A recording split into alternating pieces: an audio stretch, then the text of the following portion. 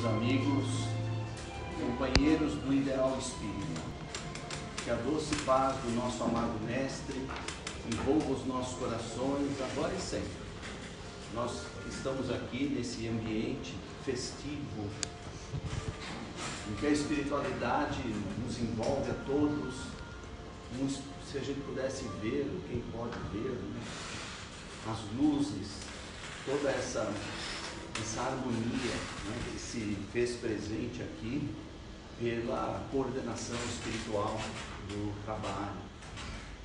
E vamos ter então essa felicidade também de ver algumas manifestações, algumas mensagens, né, que esses irmãos, que esses amigos vão trazer para nós, né? Isso lembra para a gente, né, a beleza, né? Beleza estar aqui, beleza existe até nos bastidores da vida, cercando todos nós neste momento, neste período em que estamos aqui, e que vamos levar conosco também muito dessa luz e dessa paz que se fez presente aqui, onde os nossos amigos espirituais, os benfeitores, estão tratando de nós, né? Olha que maravilha, a gente vem aqui e tal, meio sem, despretensiosamente, não é? E recebemos um tratamento VIP, né? O melhor que eles podem fazer por nós. A questão da beleza é algo recorrente na história da humanidade, né? E a gente lembra que desde períodos imemoriais o homem lidou com essa beleza em diferentes níveis, evidentemente. O homem primitivo já tinha algum senso estético. Lembremos-nos as pinturas nas cavernas aqui na Europa, onde o senso estético começava a se manifestar como uma característica, não é, do espírito humano. E a partir daí nós vamos ver outras manifestações, vamos ver nas antigas culturas, e principalmente na Grécia Antiga, esse conceito de beleza foi muito tratado, foi muito desenvolvido, né, em diversas atividades, desde a atividade oral, vamos dizer assim, né, da palavra, quando os próprios filósofos falaram coisas lindíssimas, desvendando os segredos da natureza para o nosso conhecimento e para demonstrar a importância desse pensamento estético, né, na busca pelo princípio das coisas, pela origem de tudo, né? Nós sempre, o ser humano, o ser inteligente da criação, nós somos curiosos por natureza, né? A partir do momento que desenvolvemos a inteligência, o raciocínio, o pensamento contínuo, nós começamos a buscar o sentido das coisas, né? Foi citada aqui a obra de André Luiz, Evolução em Dois Mundos, e ali o próprio André Luiz faz uma descrição de como o homem que despertou em si para a responsabilidade, quando o homem começa a balbuciar as primeiras letras, as primeiras palavras, verbalizar o seu pensamento, né? Quando ele desenvolve a partir dos próprios sons da natureza, dos animais, que são diferentes vozes, né? O homem aprendeu a falar, e a partir daí surge nele, na visão do André Luiz, a responsabilidade. E com a responsabilidade o homem começa com essa visão ampliada da realidade, ele começa a observar o mundo à sua volta, não é? Olha para o céu noturno, aquele céu polvilhado de estrelas, e ele se sente, diz o André Luiz, esmagado pela imensidão dos céus, né? E a partir daí ele começa a desenvolver também esse senso estético, não é? Porque isso aconteceu muito antes das tais pinturas nas cavernas. Então nós vemos essa beleza, né, que estava presente já na natureza e que era preciso abrir os olhos, despertar para conseguir ver alguma coisa dela, né? Embora não entendendo, nós começamos a nos familiarizar com isso. E ao longo do tempo, fomos desenvolvendo conceitos humanos, de acordo com as diversas culturas, acerca de beleza, né? Mas quando a gente quer investigar, né, a origem dessas coisas, desses mesmos conceitos, né, a gente tem que sempre remontar a Deus em tudo. Quando falamos de origem, né, temos que nos lembrar de Deus, porque a origem mais remota de todas as coisas é Deus. Como disseram os Espíritos, Ele é a causa primeira ou a causa primária de todas as coisas. A ideia do belo para nós, não é? É muito relativa. O que é belo para mim pode ser belo diferentemente para cada um de vocês. É óbvio. Nós somos individualidades únicas, irrepetíveis. Não há duas iguais, né? Não há dois mundos iguais no universo, dois planetas iguais. Questão 55 do Livro dos Espíritos, 55, 56, ali Kardec fala disso. Os Espíritos disseram, os mundos nem mesmo se assemelham. E se nós achamos o nosso mundo belo, do ponto de vista da natureza, né, nós não conseguimos nem imaginar o que sejam essas outras belezas. Embora a própria literatura espírita, por vezes, nos traga alguma informação, alguma ideia, né? Quem leu, por exemplo,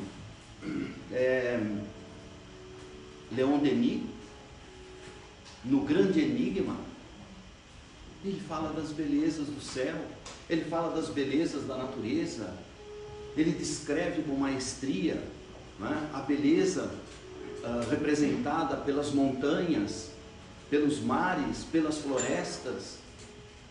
Está lá nesse livro, O Grande Enigma. Quando a gente lê Camille Flammarion, Narrações do Infinito, Stella, Urânia, Deus na natureza, nós vemos aí outras expressões da beleza, né? E é extraordinário isso. Imaginar que os nossos olhos físicos, né, só alcançam um determinado nível vibracional, né? Porque a matéria é energia, e essa energia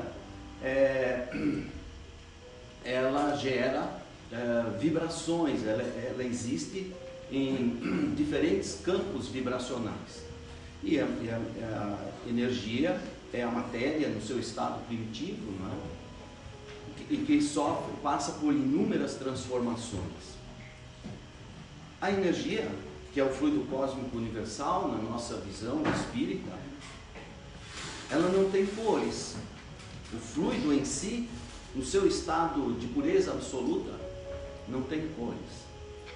As cores são efeitos dos diferentes estados vibracionais desse fluido, dessa matéria. Por isso, nós vemos na obra do André Luiz, por exemplo, espíritos que vêm a nosso lar, né? Onde o André Luiz também retrata maravilhas, belezas, né, presentes naquela instância espiritual. E ele fala desses espíritos benfeitores que por vezes vêm ali para trazer uma palavra de mais alto, e eles chegam revestidos, né, de uma energia, o seu corpo espiritual, evidentemente, como foi falado aqui, o perispírito, em diferentes estados vibracionais. E isso também tem a ver, né, com não só o estado de alma, né, do momento do espírito, mas o seu estado evolutivo também, a sua condição evolutiva. Então ali aparecem espíritos, ora revestidos, como diz o André Luiz, por exemplo, de safirina luz, da cor da safira, esmeraldina luz, argentina luz, que não tem nada a ver com os nossos irmãos, né?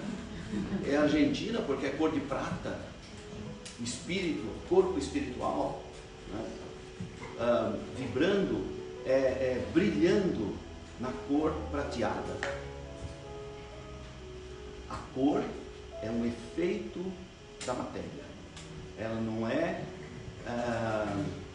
uma característica, uma qualidade própria, é um efeito. Assim como o perfume, né, nas flores, o cheiro, os aromas, são efeitos. Então, esses espíritos, né, muitas vezes vêm nos falar dessas belezas, dessas maravilhas. Quando nós olhamos para o céu, como o homem primitivo, quando ele desperta para a responsabilidade, quando ele desperta já na sua condição inteligente, mas ainda muito pouco desenvolvida, primária ainda, né? Ele olha para o céu, mas ele só vê ali algumas luzes, né? Alguns pontos de luz. Dizem os estudiosos que nós, ao olharmos para o céu, não aqui em Londres, não nas grandes cidades, porque geralmente o céu é ofuscado pelas luzes artificiais, né, das cidades do mundo, mas quando nós conseguimos olhar um céu recheado de estrelas, o homem, os olhos humanos são capazes de vislumbrar cerca de 4 a 5 mil estrelas apenas. E no entanto, existem no universo trilhões de sóis. Essas estrelas são sóis. São trilhões, o universo é infinito, né? A criação de Deus infinita. Dizem que há 200 bilhões de galáxias no universo. Vejam, os números são estonteantes, né? A nossa mente ainda não está habituada a lidar nem com o infinitamente grande e nem com o infinitamente pequeno. Tanto que nós não vemos um átomo, né? E os átomos por si mesmos, eles só existem no seu estado natural, na sua condição real, digamos assim, no fluido cósmico universal, no seu estado de maior pureza, né? O fluido cósmico saído das mãos de Deus, do Criador. Diz Allan Kardec no livro A Gênese, capítulo 14, que nesse estado de pureza absoluta da matéria, do fluido cósmico universal, não há propriamente uma homogeneidade. Ou seja, a gente pode imaginar que cada átomo criado por Deus é diferente do outro. Não há 2 átomos iguais. Não há 2 corpos espirituais iguais. Nós somos iguais na essência, né? Na forma como fomos criados, como essências divinas. Mas a partir daí, no nosso campo de manifestação, começamos a nos mostrar diferentes. E quando adquirimos o livre-arbítrio, aí as diferenças se acentuam, né? Cada vez mais. E isso vai aparecer na espécie humana. Quando a gente vê, por exemplo, nos animais, as diversas espécies animais, em geral, né? Os animais de cada espécie se comportam igualmente, não é? Igualmente. Mas é no homem, na espécie humana, que se dá a diferenciação.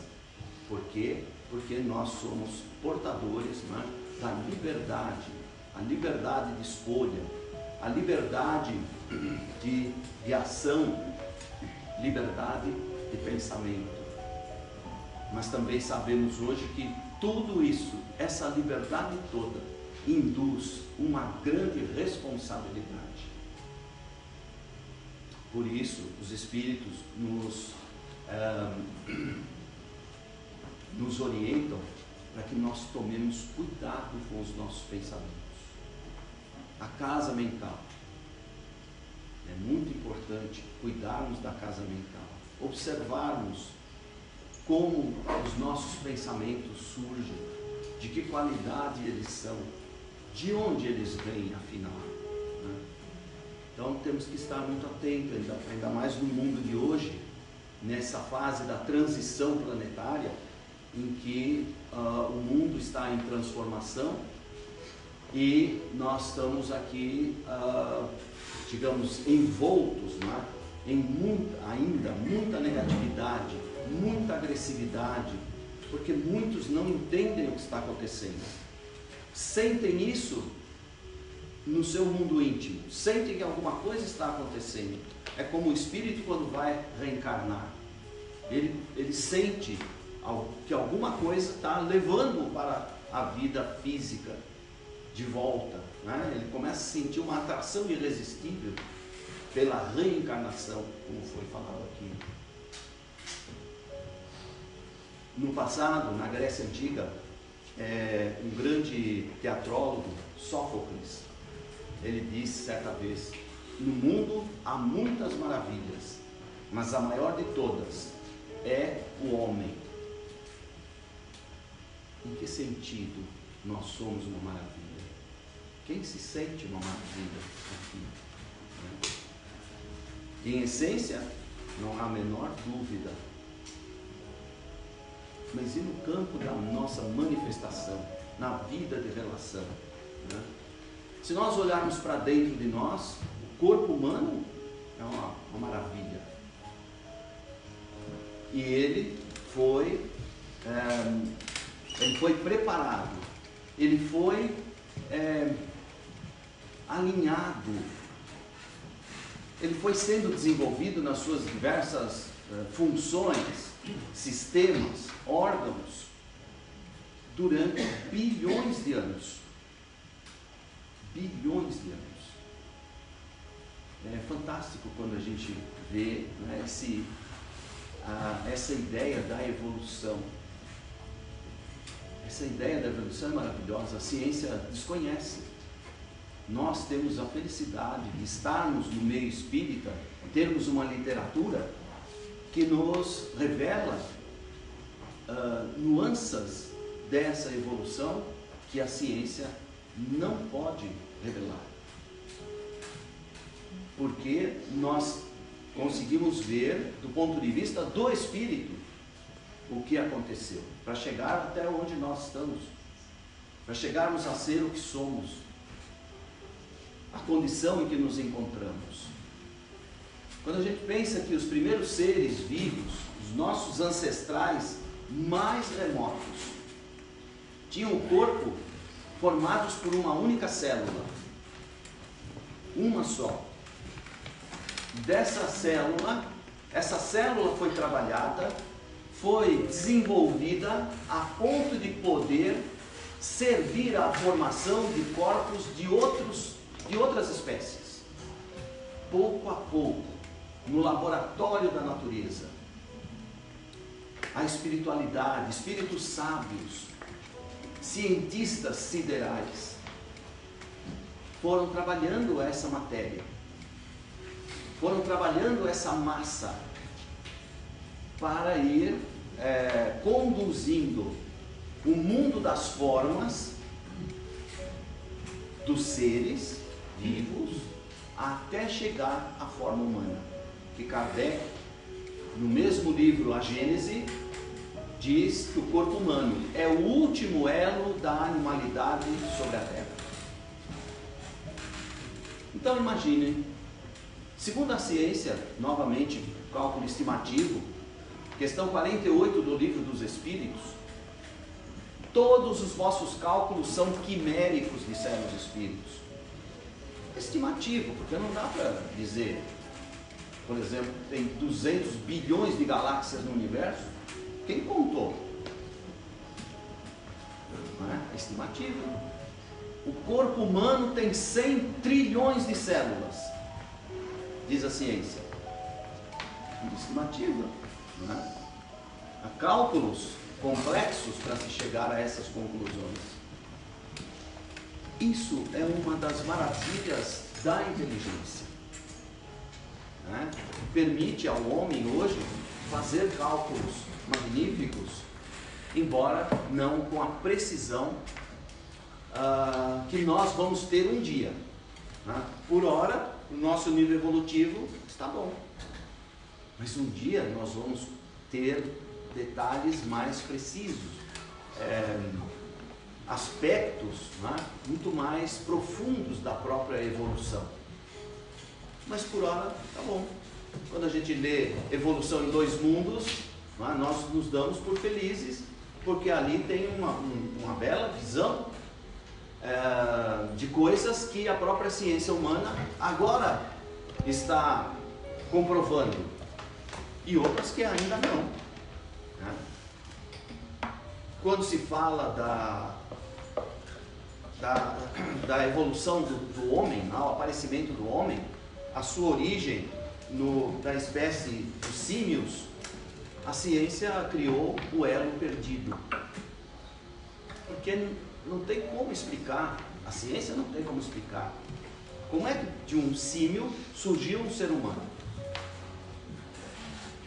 Depois continuou existindo o símio, e o ser humano, a espécie humana, se desenvolveu por ela mesma. Né? Não há uma explicação lógica. E onde é que está o elo perdido, então? Se a ciência não consegue enxergá-lo, né? No exame dos fósseis, por mais antigos que sejam os fósseis encontrados na natureza, preservados, né? Esse elo perdido está no mundo metafísico e não no mundo físico. Esse elo perdido se encontra na espiritualidade, no campo espiritual e não no campo material ou campo físico, porque é lá que se fazem as grandes mudanças, alterações, adaptações, mudanças genéticas até, no corpo espiritual. Então, o elo perdido, esse elo que falta para a ciência compreender o advento da espécie humana a partir dos símios, isso está registrado no mundo espiritual e não no mundo material. A natureza, de fato, tem coisas lindíssimas também, não é?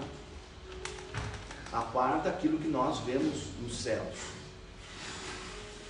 Porque a vida na Terra, disse Allan Kardec, na questão 266 do Livro dos Espíritos, a vida na Terra é um decalque da vida espiritual. A vida material é um decalque, uma cópia da vida espiritual. Aliás, Platão já havia dito isso no celebérrimo mito da caverna. Platão, ele fez essa colocação. Ele que foi um dos precursores do cristianismo e do espiritismo. Né? Bem colocado por Kardec na introdução do Evangelho segundo o Espiritismo. Então, o Platão, no mito da caverna, ele faz uma alegoria, né, para demonstrar a existência de duas dimensões: a dimensão física, material, o mundo material, mundo corporal, e a dimensão espiritual, né, o mundo espiritual. E Então nós vemos, se as belezas da Terra são uma projeção, são uma cópia das belezas do céu, aqui na Terra nós estamos mais próximos da natureza. Mas e do céu? Nós temos nos aproximado, né, dessas belezas do infinito pela ciência, através do telescópio espacial, né, que vai nos revelando galáxias, constelações, berços estelares de criação de estrelas, que por sua vez gerarão mundos novos. Estrelas das mais variadas cores. Nós ainda estamos aqui, né, nesse mundo que é regido por um dínamo central, que é o Sol, de cor amarela. Mas há sóis verdes, laranja, rosa, azuis. Numa das suas obras, o já citado aqui, Camille Flammarion, figura, né, a existência de um mundo, revela a existência de um mundo, por exemplo, num sistema binário, um sistema composto, cujos mundos giram em torno de duas estrelas, não é uma só. Ele até diz, imagine que você abre a sua janela pela manhã, né, ao amanhecer, olha para um lado, vê um sol verde, olha para o outro, vê um sol laranja, por exemplo, né, um exemplo. E isso existe. Os sistemas binários existem em grande quantidade no universo. Tudo tem um propósito na lei de Deus, na criação divina. E aí, quando a gente volta, né, para a Terra, para a natureza terrestre, nós vamos ver que essa profusão de cores, elas estão multiplicadas na natureza, nos mais diversos matizes. Mas não é só a cor, não são só as formas,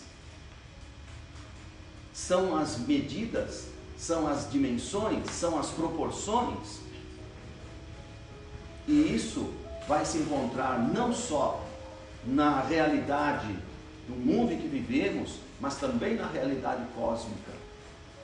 Outro grande filósofo grego, Pitágoras, descobriu uma coisa belíssima. Ele, que é tido por um matemático, né, criou alguns teoremas tão famosos que a gente aprende na escola até. O teorema de Pitágoras, né? Ele descobriu que na natureza há uma medida que se repete com muita frequência. E ele chamou essa medida de número áureo. Número áureo, ou número de ouro, ou razão de ouro. Porque é mesmo uma razão, é uma proporção entre as coisas. Esse número vamos dizer assim, é representado, né, pelo número 1,618. Então, essa proporção, ele percebeu, ele como matemático, percebeu na relação entre os lados de um retângulo. Entre a base, não, aquele lado maior, e a perpendicular, que é menor. Então ele percebeu que havia essa proporção, 1,618.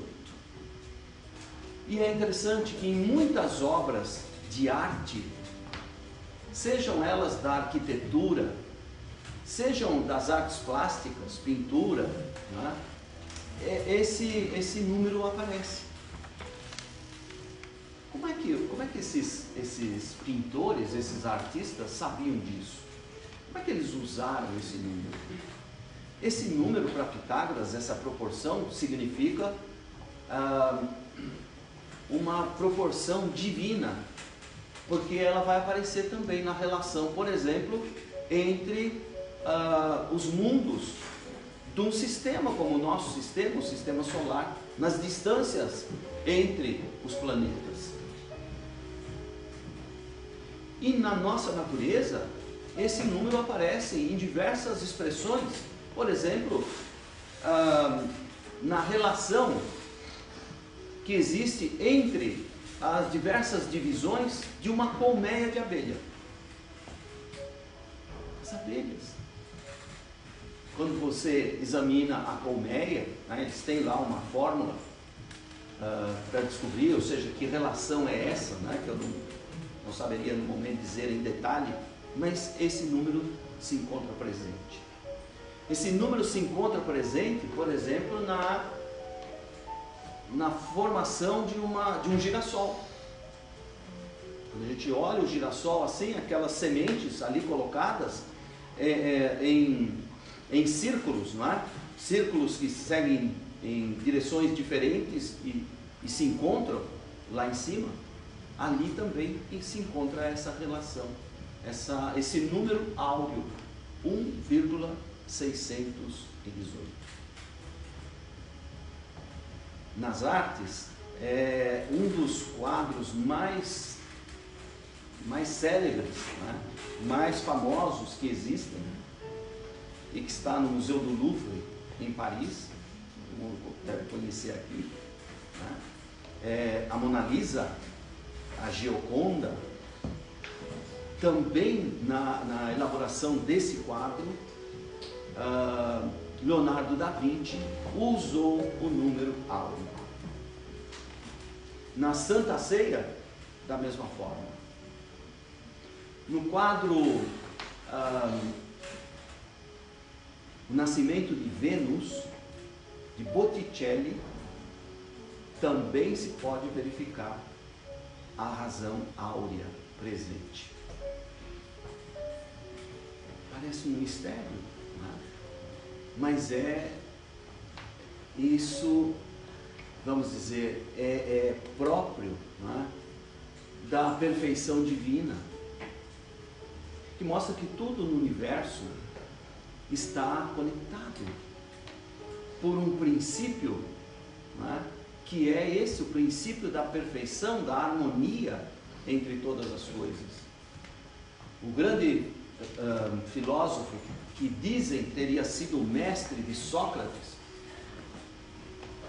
o que é bastante difícil de entender, né? Ter o Sócrates um mestre, desde que esse mestre não teve tanto destaque na história quanto o próprio discípulo, e esse mestre se chamou Anaxágoras. O Anaxágoras dizia que tudo está em tudo, para mostrar essa relação do universo como um todo único. Aliás, na Gênesis, no capítulo 6 da Gênesis, Kardec nos apresenta o lema do universo, a divisa do universo: unidade na diversidade. Unidade na diversidade. E é isso. A diversidade está presente no universo numa condição infinita. Mas toda essa diversidade concorre para a unidade da criação. O universo, hoje a própria física quântica, né, procura mostrar isso. O universo é uma rede integrada, né, de fundo energético, onde tudo se conecta. O nosso pensamento pode se projetar num mundo distante. E as distâncias no espaço são alguma coisa, às vezes parece, né, que as estrelas estão mais ou menos perto e tal. É ilusão isso, ilusão de ótica. Às vezes nós vemos uma estrela, quando o telescópio espacial descobre que em vez de uma estrela, está lá uma galáxia. Não é uma estrela, é uma galáxia. A estrela mais próxima da Terra está a 4,5 anos-luz. Quanto é um ano-luz? Um ano-luz é cerca de 10 trilhões de quilômetros. Ou seja, cerca de 45 trilhões de quilômetros. A Alfa Centauro, que é a estrela mais próxima, está ali colocada. A gente ouve falar no meio espírita, né, de capela. Quem nunca ouviu falar dos capelinos? Onde fica a capela? A que distância fica a capela da Terra? Alguém sabe? Alguém se lembra? Está lá no livro A Caminho da Luz. E também na internet, no Wikipedia, em qualquer lugar que a gente queira pesquisar, está lá. Capela não é uma, assim, não é uma invenção, né? Não é nenhuma novidade trazida pelo Espiritismo. Aliás, como foi falado aqui até em relação à reencarnação, né? A reencarnação já existe na cultura humana há milhares e milhares de anos. Nas mais antigas, nas primeiras civilizações, já aparecia essa noção. Capela era conhecida no Antigo Egito. Os povos civilizados do passado, as primeiras civilizações, quase todos eles tinham um observatório espacial, geralmente direcionado para a capela. Eles conheciam Capela. Era de onde eles tinham vindo. Os capelinos vieram de lá. 42 anos-luz de distância. Imagina quanto tempo levou para eles chegarem na Terra. 400 trilhões de quilômetros. Capela fica a 400 trilhões de quilômetros de distância. Que viagem, hein? Que viagem. No espírito, espaço e tempo não significam grandes coisas, né? Principalmente para os espíritos mais elevados. Para nós ainda tem importância, são limitações, né? Para nós. Mas quando nós nos elevarmos, né, a níveis de outros mundos, nós estamos aqui de passagem pela Terra.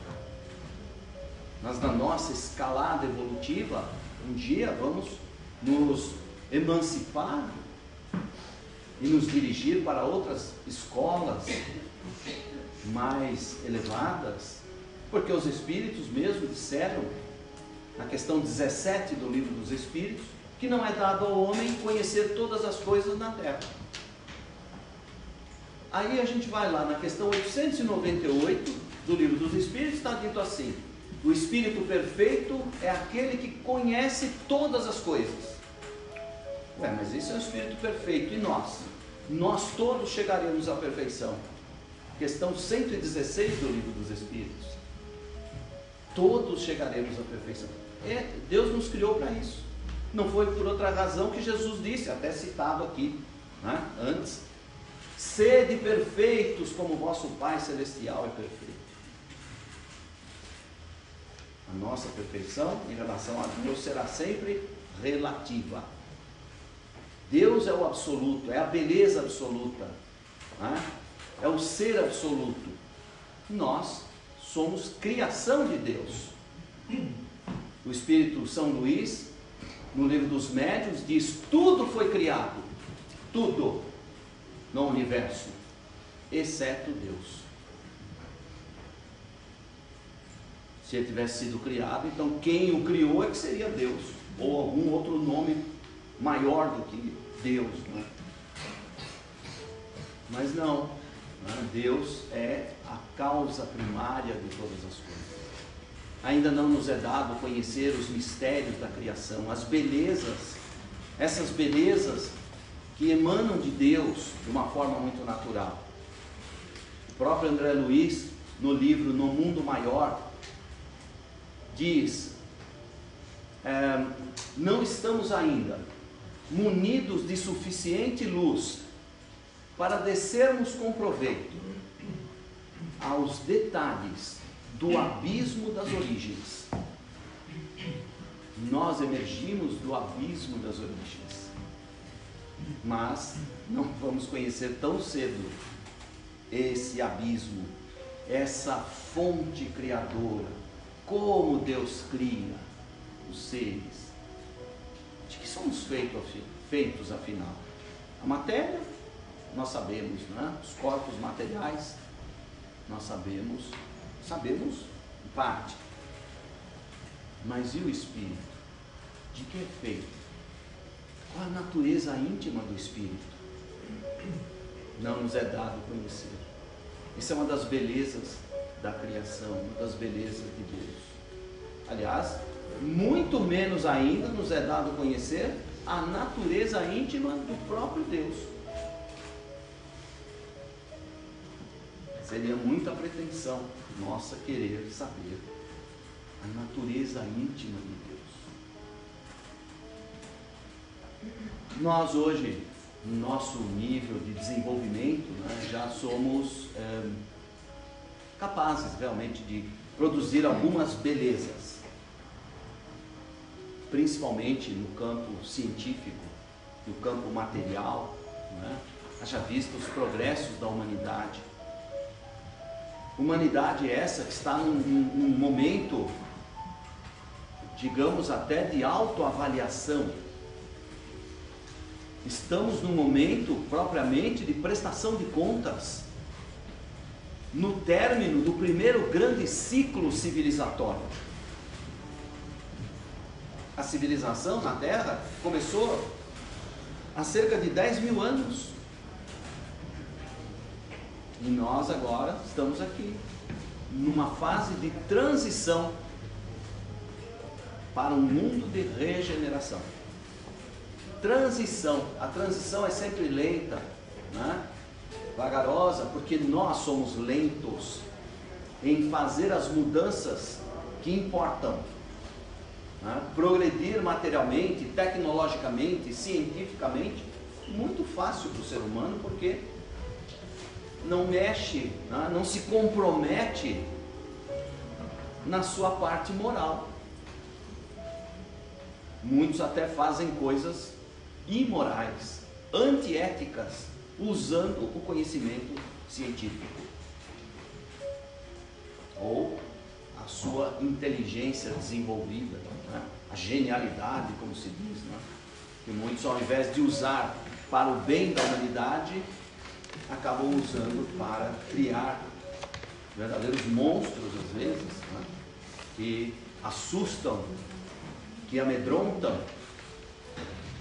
Mas nós, se já desenvolvemos o intelecto a tal ponto, e não para esse desenvolvimento, o homem dia a dia, né, vai aperfeiçoando os sistemas já criados, descobertos, e infelizmente muitos, ao se apossarem, né, dessas técnicas, dessas informações, acabam usando para o mal. Já visto o que anda acontecendo por aí, né, em alguns países, relação de hackers, é uma coisa terrível, né? Mas enfim, nós, repito, estamos numa fase de transição. É agora que cada um se revela na sua essência, e quando não se revela, é revelado. Hoje em dia, muitos homens públicos, né, são denunciados por ações ilícitas, criminosas, que praticaram 30, 40 anos atrás. Momento de prestação de contas perante a própria consciência. Deus não nos exige isso, porque Ele sabe, Ele nos criou, Ele nos conhece, não é? Melhor que qualquer outro ser. Mas nós sabemos, não é, que não vamos ter nenhum juiz para nos julgar. E ainda, melhor ainda, não vamos ter que contratar advogado para nos defender no céu. Imagina, terrível isso. Por quê? Porque nós temos o tribunal da consciência. É na consciência, essa é uma das maravilhas também da criação de Deus, uma das belezas que fazem parte do ser divino que nós somos. Aquele a que Jesus disse: já não vos disseram, sois deuses? Repetindo uma passagem, né, do livro dos Provérbios. Jesus repetiu muitas passagens do Velho Testamento. E muitos dos seus ensinamentos, ele repetiu, inclusive para tentar abrir os olhos, né, daquele povo, de que ele era o Messias profetizado. Mas ninguém se deu conta, né? Então, a nossa consciência é esse, vamos dizer assim, essa instância complexa, aparelhada para o nosso próprio autoconhecimento, autoanálise, autojulgamento e autotransformação. Não punição necessariamente, Deus não nos pune, né? Nós é que muitas vezes nos punimos, alimentando sentimentos de culpa por erros cometidos, quando hoje a doutrina espírita nos diz: libertemo-nos da culpa, mas não deixemos de reconhecer a nossa responsabilidade naquilo que acontece na nossa vida, que já aconteceu. A responsabilidade, não é só isso, nada de culpa. A culpa rebaixa, a culpa mortifica, a culpa mata, a culpa gera doenças terríveis. Então, nada disso, né? Nós estamos num período que podemos tratar tudo, né, de uma forma mais racional, vamos dizer assim, né? E assumir responsabilidades, ainda que parciais, né? Porque numa relação, muitas vezes o que não dá certo não é responsabilidade de um só, né? As duas partes ou mais envolvidas têm responsabilidades, sempre, por ação ou omissão, porque isso também faz parte da própria lei humana, né? Então nós somos responsáveis. Graças a Deus temos o livre-arbítrio e podemos decidir, né, por corrigir os nossos erros. Não dependemos de ninguém mais, só de nós.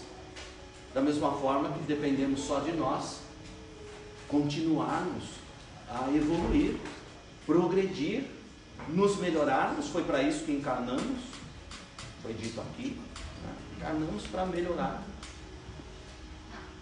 Então, quando a gente lembra aquilo que Sófocles, que não é Sócrates, é Sófocles, há alguns nomes gregos, né, do passado que são muito parecidos. Então, o que disse Sófocles, que há muitas maravilhas no mundo, mas a maior de todas é o homem. Vamos nos ver em essência, né? No corpo, as maravilhas já foram muitas vezes tratadas, estudadas. Isso me lembra até um estudo feito pelo grande Leonardo da Vinci, e que ele manifestou, não, essas descobertas dele, e mais uma vez estava presente aí o número áureo no homem vitruviano. No homem vitruviano, né? Então, por exemplo, a gente tem, por exemplo, um dedo, né, dividido em 3 partes. Esta parte, uma das 3 partes, corresponde a 1/618 da outra parte maior. ou o contrário, né? Ou vice-versa. Então, nessa relação, em um dedo, nós temos esse número áureo. Na diferença, quando eu parto da minha cintura até o chão, que é o número maior, e depois do joelho para o chão, eu tenho mais uma vez o número áureo. E assim em várias partes do corpo. Quem nunca viu essa figura do homem vitruviano, convido a ver, muitíssimo interessante. E isso vale para todos nós, independente de tamanho, né, de altura, ou de ser homem ou ser mulher. O corpo humano também apresenta esse número, essa proporção áurea. Então é maravilhoso quando a gente estuda, né? Quando a gente descobre coisas que vão dando para nós o sentido da vida. O Espiritismo é essa doutrina que vem dar sentido à vida. Leon Denis dizia: maravilhosa doutrina que luariza de esperanças a noite de nossas vidas. Maravilhosa doutrina que luariza de esperança. Luariza, quer dizer, uma lua cheia, né? Ilumina a vida, a noite de nossas vidas. O Espiritismo dá sentido à vida. Quando a gente lê, quando a gente estuda, né? Com atenção, com interesse de aprender, porque muitos estudam e leem só para contestar, só para contrariar, né? Porque não entendem e veem defeitos, veem contradições onde não existem. Se a gente estudar a codificação inteira, não vai haver contradição, não vai haver nenhuma contradição. Alguma coisa que está no livro dos Espíritos pode ter sido melhorado na Gênese, foi o último livro da codificação, e existem mesmo conceitos assim, melhorado e não invalidado, que estava lá no início. Há coisas que, conforme a visão que eu tiver, já vi irmãos nossos com uma formação científica, né, e querendo dar uma explicação científica sobre o espírito, reduzindo o espírito à matéria. Não tem nada a ver. São duas essências diferentes, são os dois elementos do universo. Por isso que os espíritos disseram: há dois elementos no universo, e não um só, dois. O que significa que são dois de natureza distinta, mas que na dinâmica da criação, na dinâmica do universo, esses dois estão interligados. Onde há matéria, há espírito. Onde está o espírito, está a matéria. A matéria é o elemento inerte. O espírito é o elemento ativo. Então, o espírito é o agente, a matéria é o paciente, é o que sofre a ação do espírito. Não fora essa ação, repetindo mais uma vez, capítulo 14 da Gênese, não fosse essa ação da inteligência do espírito, a matéria permaneceria eternamente dispersa no espaço. Não existiriam os mundos, os sistemas, as galáxias, nem os seres, e não existiríamos nós, senão como espíritos, sem ter o que fazer, não é, com a matéria. Não, Deus criou essa maravilha, né, essa interação, para que através da matéria, da vida material, da vida no corpo, nós fôssemos galgando os degraus da evolução para chegar à perfeição, pouco a pouco, gradualmente, porque Ele não tem pressa. Quem devia ter pressa deveríamos ser nós, né? Mas a gente muitas vezes se acomoda em determinados comportamentos, sente prazer, né, em coisas que nos atrasam. Tudo é válido, né? Ou como disse Paulo, tudo me é lícito, mas nem tudo convém. É isso que a gente deve perceber, não é? Prestar atenção. vê aí nas nossas, vamos dizer, um conceito que se usa na economia, né? A relação custo-benefício do que eu estou fazendo, o que eu estou fazendo da minha vida. Como disse o Barão de Itararé, né? Gaúcho, como a Marlene aqui, né? Famoso, Barão de Itararé dizia: o que se leva desta vida é a vida que se leva. É a vida que você levar aqui, quando você passar por lado de lá. Já foi dito aqui também, numa das palestras, ninguém se transforma em santo, né? Nem em anjo, e nem em demônio, foi dito também. Até porque demônio propriamente é uma figura alegórica, como o anjo, né? Porque no universo Deus não criou anjos nem demônios, não criou duendes nem fadas. Deus criou espíritos que se manifestam nas mais diferentes condições, nos mais diferentes realidades, né? E permitem assim que a gente veja os benefícios que a própria natureza humana nos oferece para o nosso crescimento, quando a gente estuda. Por isso, no capítulo 6 do Evangelho segundo o Espiritismo, está dito claramente: espíritas, amai-vos, diz o primeiro ensinamento, e instruí-vos, eis o segundo. Herculano Pires disse: a finalidade do Espiritismo não é terapêutica. A gente vem para a casa espírita já pensando em tomar um passe, ou vou fazer um tratamento espiritual. Tá, a casa espírita oferece, né, esse auxílio. A finalidade do Espiritismo não é terapêutica, é cultural, disse Herculano Pires.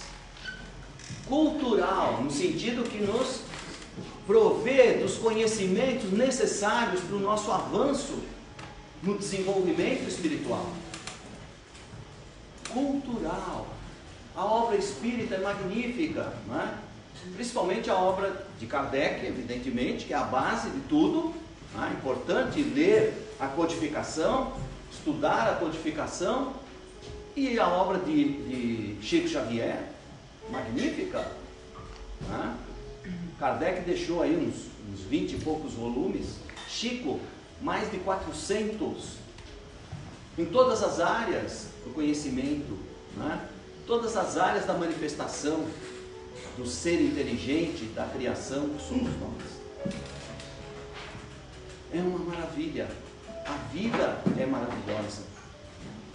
Temos que sentir, sim, qualquer que sejam os acontecimentos da nossa vida, sentir a alegria de viver e agradecer a Deus todos os dias por sermos quem nós somos, com os recursos que trazemos em nós mesmos para o nosso aprimoramento. Isso é fundamental. Gratidão a Deus. Porque muitos de nós, não é, nos distanciamos de Deus e depois ficamos nos queixando, não é? Onde Deus estava quando aconteceu tal coisa?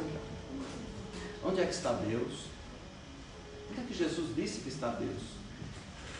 Dentro de nós. O reino de Deus está dentro de nós. Por isso Paulo também, no livro dos Atos dos Apóstolos, foi claro. Ele, nele, nos movemos, somos e existimos. Somos verdadeiramente da sua linhagem, da sua estirpe, da sua natureza. Por isso, quando a gente vai lá no Velho Testamento e está lá, Deus criou o homem à sua semelhança, à sua imagem e semelhança, não é física. O homem interpretou como sendo semelhança física, fisionômica. Não. A semelhança é pela essência espiritual. E como João disse, Deus é amor, o que é que somos nós? Amor. Foi isso que Jesus veio mostrar. Nós somos amor, nós somos de essência divina. Nós fomos criados por amor e para amar. Amemos e sejamos felizes. Muita paz a todos.